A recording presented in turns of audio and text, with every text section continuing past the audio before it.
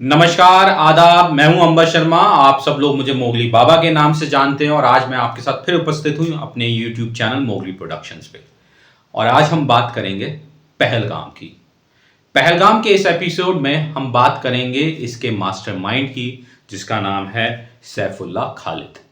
साथ ही मैं सैफुल्लाह खालिद की कुछ एक्सक्लूसिव वीडियोस भी दिखाऊंगा जो अभी तक कहीं पब्लिश नहीं हुई। और ये वीडियोस थोड़ी नई भी हैं, थोड़ी पुरानी भी हैं, कह सकते हैं। और ये मास्टरमाइंड है कौन, इसके बारे में समझेंगे। बहुत कुछ पहलगाम में हुआ जिसकी वजह से मन बहुत शुद्ध है, मन बहुत दुखी है। मेरा नहीं, पूरे इंडिया के लोगों का जो है इस त्रासदी से दिल दुख है कि कुछ लोग आए, पाकिस्तान से आए, लोगों के ऊपर गोलियां चलाई, उनका धर्म पूछा और गोलियां चलाई, जो कि बिल्कुल गलत है। वीडियो को शुरू करने से पहले मैं कुरान की एक आयत पढ़ना चाहता हूं। और वो आयत है सूरा अल मायदा से 5:32 से। और वहां पे लिखा है कुरान में, जिसने एक निर्दोष इंसान की हत्या की वह ऐसा है जैसा उसने पूरी मानवता को मार डाला, और जिसने किसी एक जान को बचा लिया वह ऐसा है जैसे उसने पूरी मानवता को बचा लिया। तो जो लोग ये आतंकवादी आते हैं और ये कहते हैं कि हम कुरान के नाम पे लोगों की हत्या कर रहे हैं, धर्म की हत्या कर रहे हैं, तो वो क्या इस कुरान की इस आयत को पढ़ते हैं या नहीं पढ़ते हैं? क्योंकि जितने भी पाकिस्तान से लोग आ रहे हैं, आतंकवादी आ रहे हैं, वो सिर्फ कुरान का हवाला देते हैं और कुरान में ऐसा लिखा है कि ये करो, वो करो। क्या कुरान की ये आयत उन्हें नहीं पढ़ के बद सुनाई गई?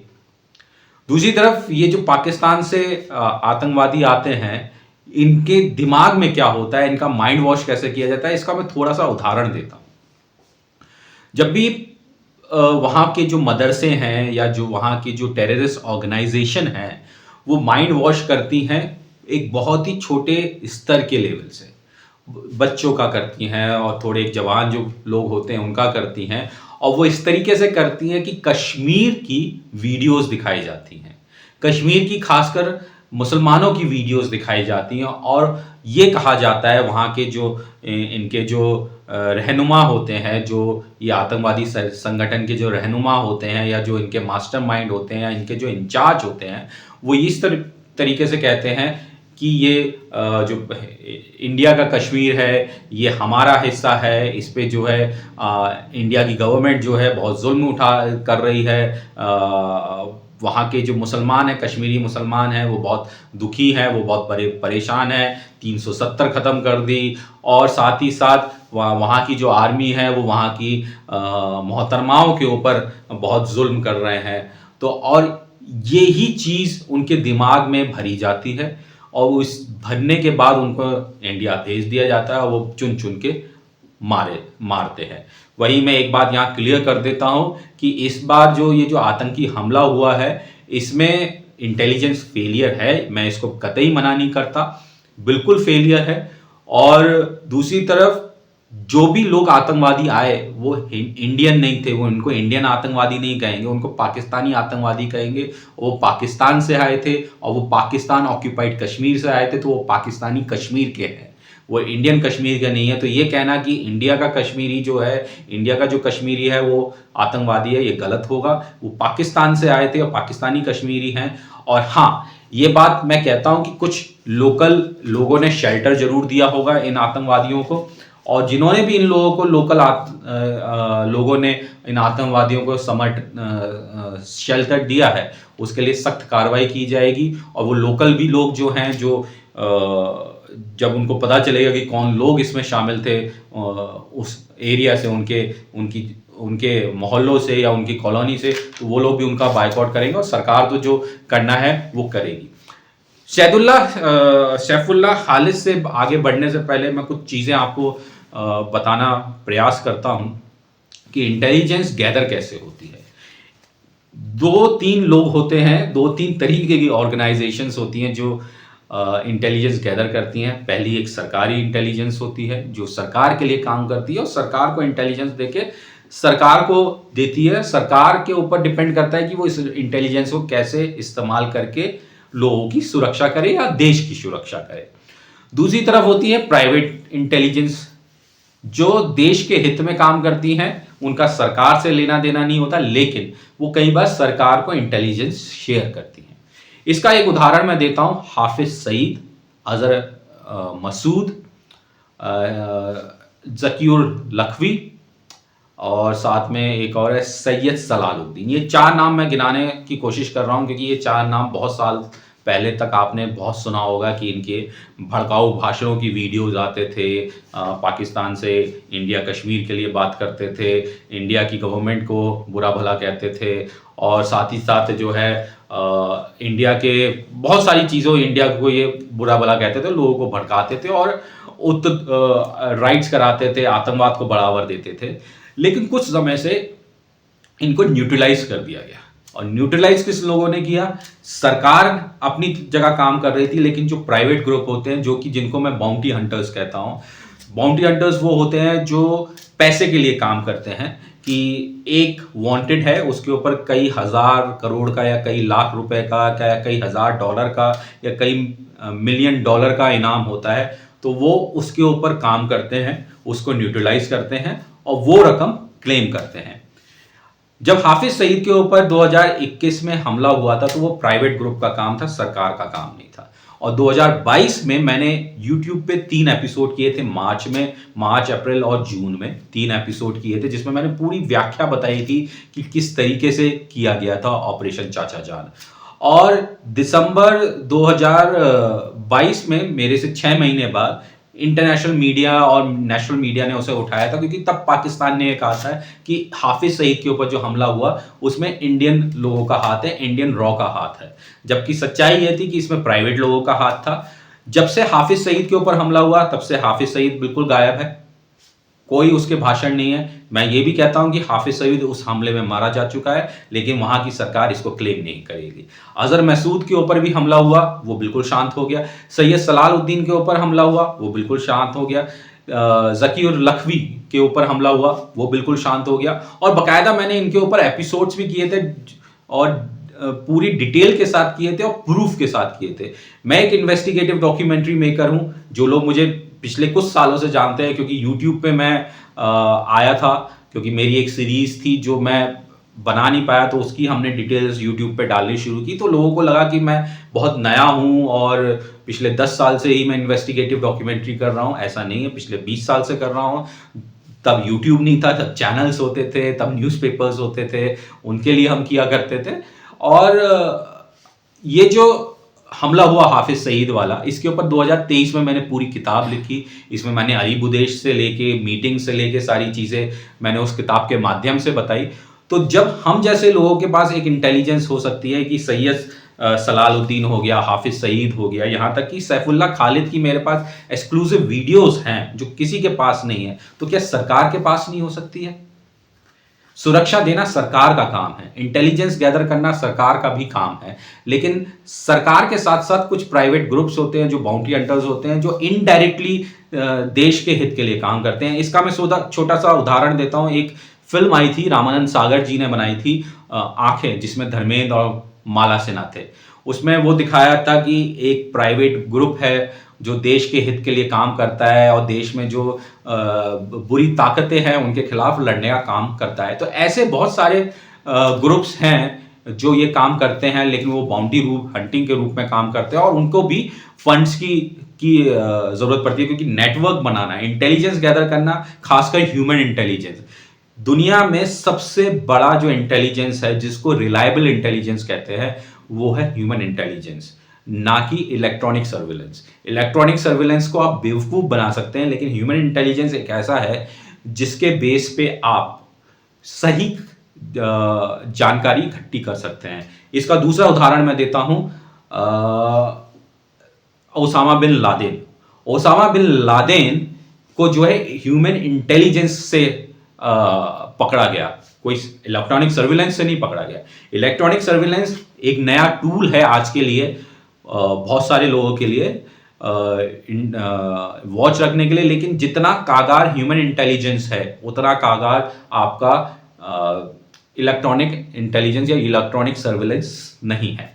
सही, इस पे सैफुल्लाह खालिद पे हम थोड़ा बाद में आएंगे, लेकिन उससे पहले हम बात करते हैं जो ये पहलगाम में हुआ। पहलगाम में जब ये हमला हुआ दोपहर में हुआ, और दोपहर से लेके रात होगी कोई सर्च ऑपरेशन नहीं किया गया। सर्च ऑपरेशन भी अगले दिन किया गया। कितना गलत है। वहीं पहलगाम जो है 6 किलोमीटर की ट्रैक है। मैं कभी पहलगाम नहीं गया कश्मीर में, मैं लद्दाख बहुत रहा हूँ।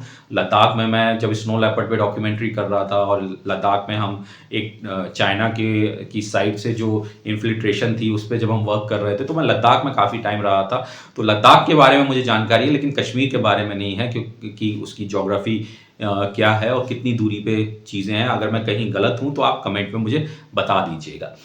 तो पहलगाम जो है वो 6 किलोमीटर की ट्रैक पे है और टूरिस्ट डेस्टिनेशन है। वहाँ से ही शायद थोड़ी दूर पे पुलवामा भी है, करेक्ट मी अगर मैं कहीं गलत हूँ।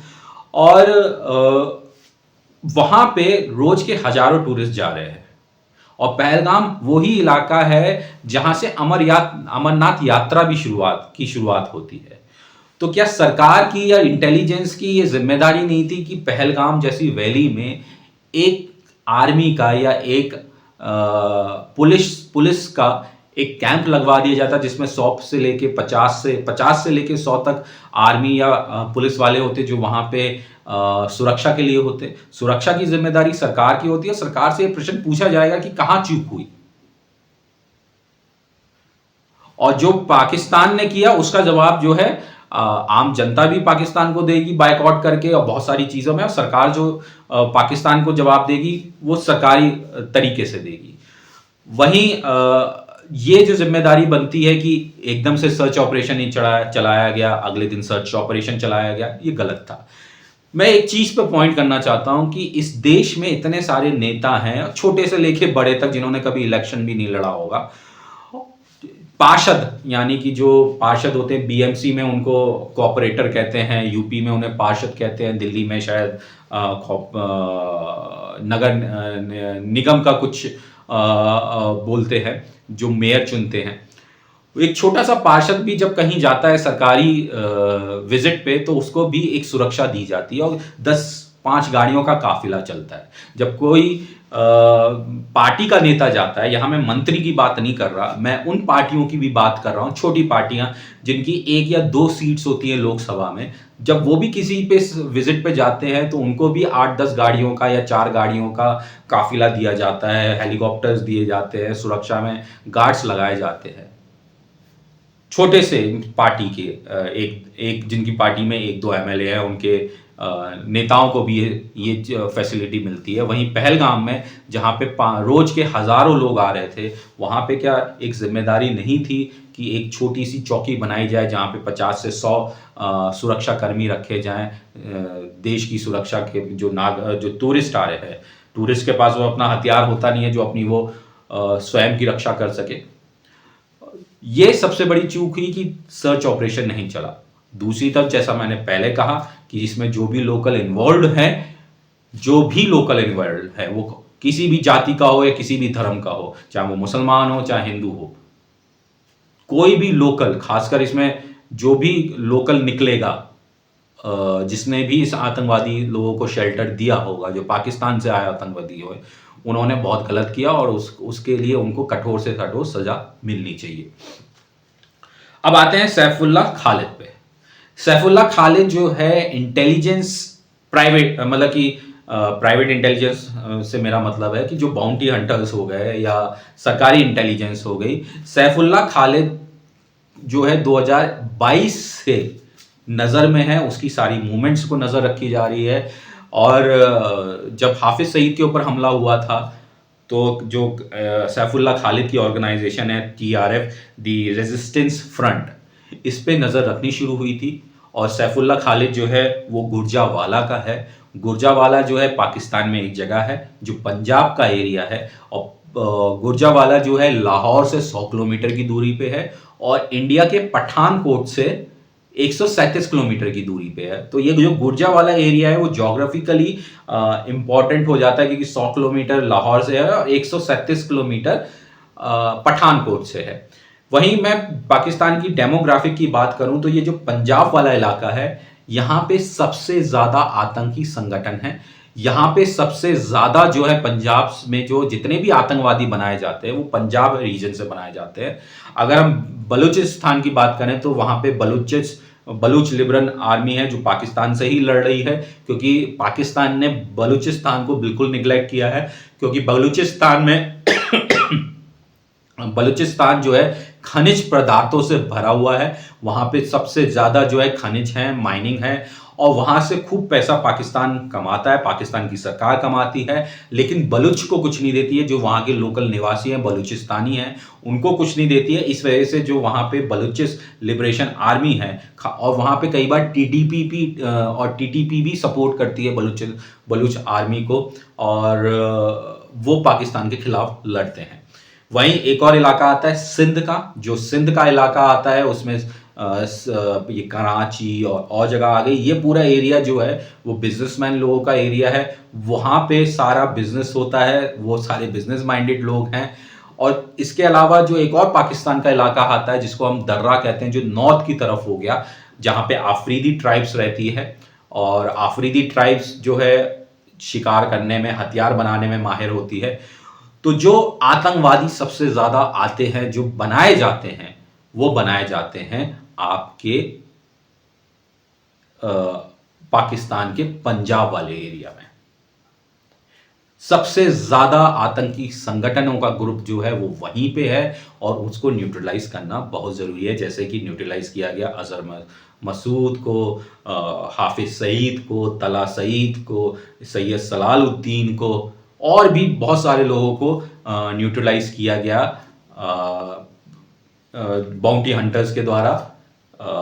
लोगों ने तो अननोन गनमैन कहना शुरू कर दिया है, क्योंकि आजकल तो हर कोई पॉडकास्ट कर रहा है बिना किसी रिसर्च के, बिना कोई ग्राउंड वर्क पे जाके, बिना कोई फील्ड में जाए, सब पॉडकास्ट करने में लगे हैं, और एक व्हाट्सएप के माध्यम से एक कहानी चलती है, उस कहानी को सुनाते रहते हैं। और खासकर तो आजकल मैं देख रहा हूँ हर कोई पॉडकास्ट में दाऊद एक्सपर्ट बना हुआ है। हर कोई 93 से लेके सारी दाऊद की कहानी सुनाने में लगा है। 90% वो कहानी आधे से ज़्यादा झूठी है। तो सब एक्सपर्ट बने बैठे हैं पॉडकास्ट में। कोई फील्ड में नहीं जाता है, कोई फील्ड की रिसर्च नहीं करता है, कोई ये नहीं जानता है कि इंटेलिजेंस कैसे गैदर की जाती है, कोई ये नहीं जानता है कि किस तरीके से स्पाई किया जाता है, एस्पिनाज कैसे किया जाता है। इंटरनेट से कहानियाँ उठाते हैं। हम जैसे लोगों की जो इन्वेस्टिगेटिव डॉक्यूमेंट्रीज हैं बनाते हैं, जो इतनी सारी इंटेलिजेंस गैदर करके प्रूफ के साथ वीडियोस करते हैं, उनकी कॉपी लेते हैं।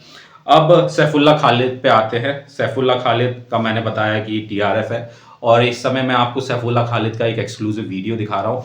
सैफुल्ला खालिद जो है वो 2022 से नज़र में है, टारगेट में है, लेकिन ये गलती हो गई कि इसको न्यूट्रलाइज नहीं किया गया। अगर इसको सही समय पे न्यूट्रलाइज कर लिया जाता तो आज पहलगाम जैसा हमला नहीं होता। वीडियो में आपने देखा कि वो स्टेज पे है और लोगों से मिल रहा है, बात कर रहा है। दूसरी एक और वीडियो में दिखाता हूँ सैफुल्ला खालिद की, कि ये जो व्यक्ति है ये मस्जिद में चल रहा है, अपने मदरसे में चल रहा है, लोगों से मिल रहा है। तो ये सैफुल्ला खालिद है जिसकी तस्वीर आप देख रहे हैं। तो बाकायदा इन्फिल्ट्रेशन इसके ग्रुप में, इसके मदरसे में की गई, इंटेलिजेंस गैदर की गई कि ये कैसे रहता है, कहाँ रहता है। इसका एक बाहर का एक फोटोग्राफ दिखा रहा हूँ। इसकी एक मस्जिद है सैफुल्ला खालिद की, इसी मस्जिद में मदरसा है, मस्जिद है, मदरसा है, और इसी में ये रहता है। इसी मस्जिद में ये इसका निवास स्थान है। इसी मस्जिद से ये सब कुछ ऑपरेट करता है और खुलेआम करता है। याद करिए कि शायद मैंने पहले भी आपको बोला था कि कितने इन हाफिज सईद, अजहर महमूद मसूद जैसे लोगों के कितने भड़काऊ बयान आते थे, लेकिन जब से उनको न्यूट्रलाइज किया गया तब से वो बिल्कुल शांत है। लेकिन ऐसे छोटे छोटे ग्रुप, ऐसे छोटे छोटे स्लीपर सेल धीरे धीरे बड़े हो जाते हैं। अगर उन्हें सही समय पे न्यूट्रलाइज नहीं किया जाए तो ये बहुत ही नुकसान देते हैं। खासकर पंजाब, पाकिस्तान का जो पंजाब का एरिया है वो बहुत ही सेंसिटिव है। क्योंकि मैं सेंसिटिव इसलिए कहता हूँ, बल्कि सेंसिटिव नहीं कहना चाहिए, मैं गलत शब्द का प्रयोग कर रहा हूँ। पाकिस्तान का जो पंजाब का एरिया है वो सबसे ज़्यादा आतंकी पैदा करता है, आतंकियों को देता है, और वो आतंकी हिंदुस्तान में आते हैं और लोगों का धर्म पूछ के, जाति पूछ के उनकी हत्या करते हैं। तो इस समय जो है कश्मीरी, जो हमारे यहाँ का जो कश्मीरी मुसलमान कह लें, कश्मीरी हिंदू कह लें, जो कश्मीरी निवासी है वो इस अटैक में इन्वॉल्व नहीं है। लोग जो पाकिस्तान से आया हुआ कश्मीरी है उसने ये हमला किया है।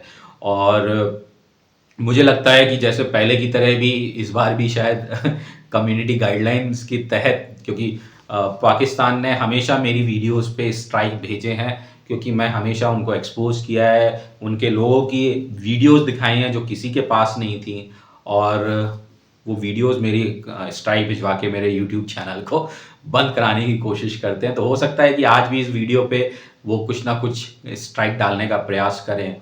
तो ये वीडियो देखिए और इसको डाउनलोड करके रखिए, क्योंकि इसमें जो सैफुल्ला खालिद की वीडियो आप देख रहे हैं या फोटोग्राफ देख रहे हैं वो इससे पहले कहीं नहीं है। और उसकी जगह की फ़ोटो मैंने दिखाई कि वो कहाँ से ऑपरेट करता है। बहुत बड़ी मस्जिद है। मैं कोशिश करूँगा उसका एरियल फुटेज भी दिखाने का मस्जिद का, कि कितनी बड़ी मस्जिद है वो एरियल फुटेज से आपको पता चलेगा। उसी में मदरसा है, उसी में इसका घर है। मन बहुत शुद्ध है, दुखी है, मेरा नहीं पूरी दुनिया का है, बहुत से लोगों का है। इस समय सभी लोगों को संगठित होकर आप जो है आतंकवाद के खिलाफ खड़ा होना पड़ेगा। आतंकवाद इस समय सरहद पार से है। और वहीं उस व्यक्ति को भी सलाम है जिस व्यक्ति ने जो सैयद, आई थिंक सैयद आदिल नाम है उसका, जिसने जो है अपनी जान निछावर करी और बहुत से लोग टूरिस्ट की जान बचाई। वो एक वहाँ पे जो है पोनी चलाता है, मतलब घुड़सवारी कराता है, लोगों को इधर से ले जाने का काम करता है टूरिस्ट को। उसको सलाम है, उसको नमन है कि उसने जो है अपनी जान पे खेल के टूरिस्टों की जान बचाई। तो जो कुरान की आयत मैंने शुरुआत में कही थी वो इस व्यक्ति पे, जिस व्यक्ति ने टूरिस्टों की जान बचाई है, तो शायद उसने वो कुरान पढ़ी होगी जो कुरान में इस आयत में लिखा है। तो कुरान को भी पर ये पढ़ा गया। एक कुरान इस कश्मीरी लड़के ने पढ़ी जिसने टूरिस्ट की जान बचाते हुए अपनी जान दी, और एक कुरान उन पाकिस्तानी आतंकवादियों ने पढ़ी जो यहाँ आके धर्म को के नाम पे हत्याएं कर रहे हैं। कुरान में आयत की जो सही व्याख्या है वो इस कश्मीरी लड़के ने अपनी जान देके कही है। मैं धर्म की बात नहीं कर रहा, लेकिन कई बात जो है धर्म जो है कभी ये नहीं सिखाता कि आप इसको मारो उसको मारो। धर्म कभी ये नहीं सिखाता है, कोई सा भी धर्म हो। हाँ, कुछ चीज़ें गलत इंटरप्रेट की जाती हैं। इंटरप्रिटेशन से मेरा मतलब है कि उनकी व्याख्या गलत की जाती है, उनका गलत निष्कर्ष निकाला जाता है, और वो गलत निष्कर्ष जो है फिर वो हत्याओं में तब्दील होता है। वो किसी के साथ भी हो सकता है, वो किस तरीके से भी हो सकता है। इसलिए रेडिकलाइजेशन जो है वो गलत है। किसी भी धर्म में रेडिकलाइजेशन गलत है। मेरा ये वीडियो आपको कैसा लगा? कहीं आपको लगा हो मैंने कुछ गलत बोला हो तो मुझे करेक्ट करिएगा कमेंट में। और हाँ, ये सैफुल्ला खालिद की जो वीडियो मैंने आज आपके साथ शेयर की है, एक इन्वेस्टिगेटिव डॉक्यूमेंट्री फिल्म मेकर होने के नाते, एक इंटेलिजेंस हम भी गैदर कहते हैं, तो हमें थोड़ा सा सपोर्ट करें और इस वीडियो को दुनिया तक, उसकी वीडियो को चाहे आप स्क्रीनशॉट लेके ये उसको दिखाएं दुनिया को कि ये वो खूंखार आदमी है, या ये वो मास्टरमाइंड है, या ये वो भेड़िया है जिसने एक आतंकवादी संगठन बनाया है और लोगों को मारने का हुक्म दे रहा है। वायरल करिएगा उसका फोटोज़ का स्क्रीनशॉट लेके, और मेरी कोशिश रहेगी कि हमेशा ही आपको इन अंदर की इंफॉर्मेशन के साथ इन्वेस्टिगेटिव स्टोरीज देता रहूं। मिलेंगे बहुत जल्दी एक अलग एपिसोड में एक नई जानकारी के साथ। तब तक के लिए मैं आपसे लेता हूं विराम।